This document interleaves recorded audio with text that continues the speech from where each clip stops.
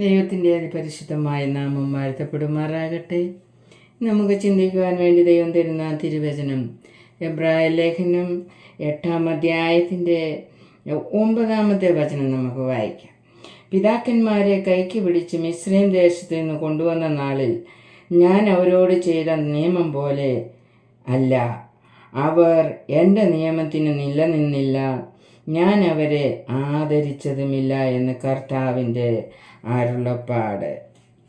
നോക്കിക്കേ, ആദരവ് ലഭിക്കണമെങ്കിൽ, ദൈവത്താൽ ആദരിക്കപ്പെടണമെങ്കിൽ നാം എന്ത് ചെയ്യണം എന്നവിടെ പറഞ്ഞിരിക്കുകയാണ്. ദൈവത്തിൻ്റെ നിയമത്തിൽ നിലനിന്നില്ല എങ്കിൽ ആദരവ് ലഭിക്കുകയില്ല എന്ന് ദൈവത്തിൻ്റെ വചനം പറയുകയാണ്. നമുക്ക് അതിൻ്റെ 7-ാമത്തെ വചനം കൂടി വായിക്കാം. അവിടെ പറയുന്നത്, 1-ാമത്തെ നിയമം കുറവില്ലാത്തത് ആയിരുന്നു എങ്കിൽ 2-ാമത്തേതിന് ഇടം അന്വേഷിക്കുകയില്ലായിരുന്നു.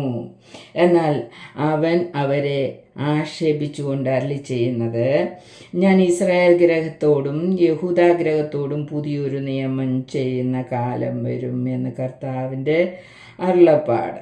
നോക്കിക്കേ, ദൈവം യഹൂദാ ഗ്രഹത്തിനും ഇസ്രായേൽ ഗ്രഹത്തിനും പുതിയ നിയമം കൊടുത്തു. പഴയതിന് മാറ്റം വന്നു.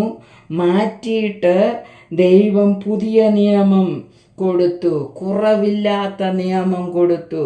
പഴയതിൽ കുറവുണ്ടായിരുന്നു എന്ന് ദൈവം തമ്പുരാൻ്റെ വചനത്തിൽ പറയുന്നു.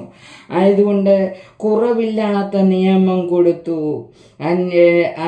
ആ നിയമപ്രകാരം ദൈവത്തെ അന്വേഷിക്കുന്നവരാണെങ്കിൽ ദൈവം നമ്മെ ആദരിക്കും എന്ന് ദൈവം നമ്മെ കാണിക്കുവാനിടയായി.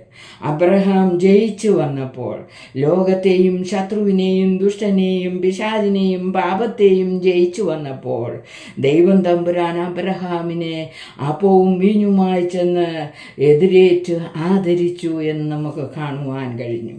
ആയതുകൊണ്ട് ദൈവത്തിൽ നിന്ന് ആദരവ് ലഭിക്കുവാൻ വേണ്ടി നാം എന്ത് ചെയ്യണം? ദൈവത്തിൻ്റെ നിയമത്തിൽ നിലനിൽക്കണം എന്ന് ദൈവം നമ്മെ പഠിപ്പിക്കുന്നു. അതുകൊണ്ട് ദൈവത്തിൻ്റെ നിയമത്തിൽ നിലനിൽക്കുവാൻ ദൈവം തമ്പുരാൻ നമ്മെ ഓരോരുത്തരെയും സഹായിക്കുമാറാകട്ടെ. ആമേൻ.